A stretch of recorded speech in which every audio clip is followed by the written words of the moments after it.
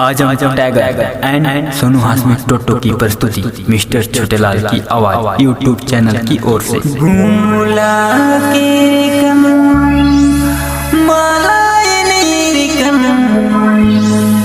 रांची के कम माला निरिकम टोटो नो इरिकन येने कुके टनाटा हिंगा तो लगी रे चुमाना ना बेसे। आपने मन सुना थे सोनू हाशमी टोटो पर प्रस्तुति।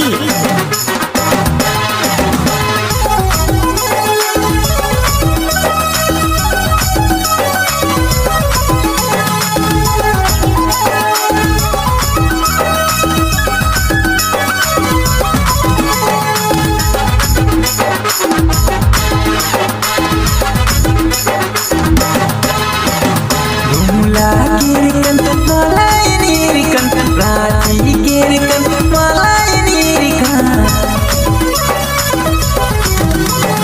घूमला के रिकन माला निरिकन लतेहार के रिकन माला निरिकन टोटो नो इरकन येन कुके टनाटा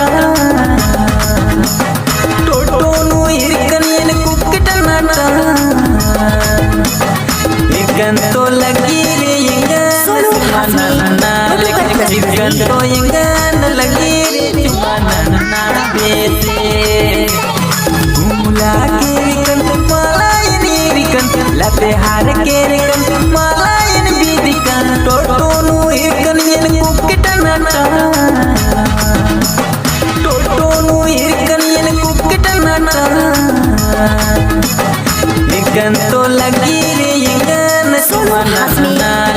इरकन तो यंगन लगी रे चुमाना ना बेसे।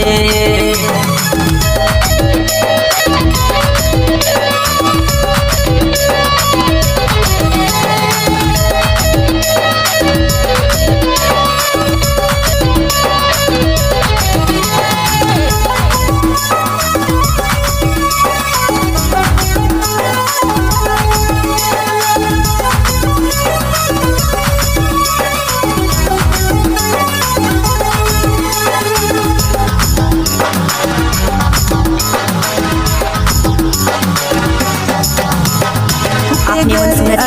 थे सोनू हाशमी टोटो पर प्रस्तुति।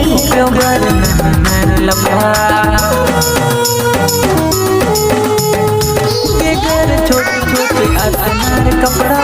आऊंगे को घर नर लपड़ा टोटो नो इरकन येन कुके टनाटा टोटो नो इरकन येन कुके टनाटा इरकन तो लगी रे यंगन चुमाना इरकन तो यंगन लगी रे चुमाना ना बेसे। घूमला के रिकन माला निरिकन लतेहार के रिकन माला निरिकन टोटो नो इरकन येन कुके टनाटा टोटो नो इरकन येन कुके टनाटा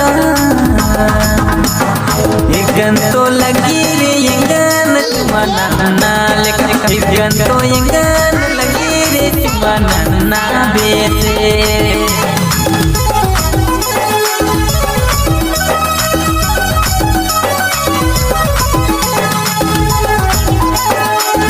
सोनू हाशमी टोटो पर प्रस्तुति।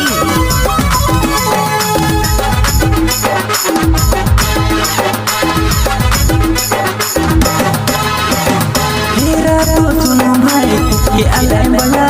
रोड नो चलना रे रास्ता ले चला हेरा तो सुनो भाई के अलग बला रोड नो चलना रे कुके अलग बला टोटो नो इरकन येन कुके टनाटा टोटो नो इरकन येन कुके टनाटा इरकन तो लगी रे यंगन चुमाना इरकन तो यंगन लगी रे चुमाना ना बेसे। घूमला के रिकन माला निरिकन लतेहार के रिकन माला निरिकन टोटो नो इरकन येन कुके टनाटा टोटो नो इरकन येन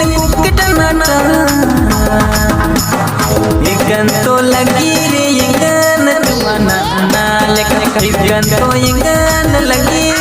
mana na bete Bumula kirikan malay nirikan Rati kirikan malay nirikan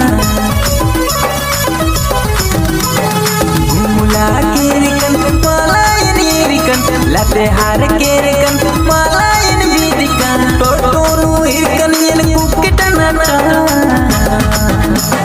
Toto nu hirkan yen Kuky Tanatan Hirkan to lagi re yengan mana na lek hirkan to yengan lagi re SONU HASMI na bete Hirkan to lagi SONU mana na lek hirkan to yengan lagi re mana na bete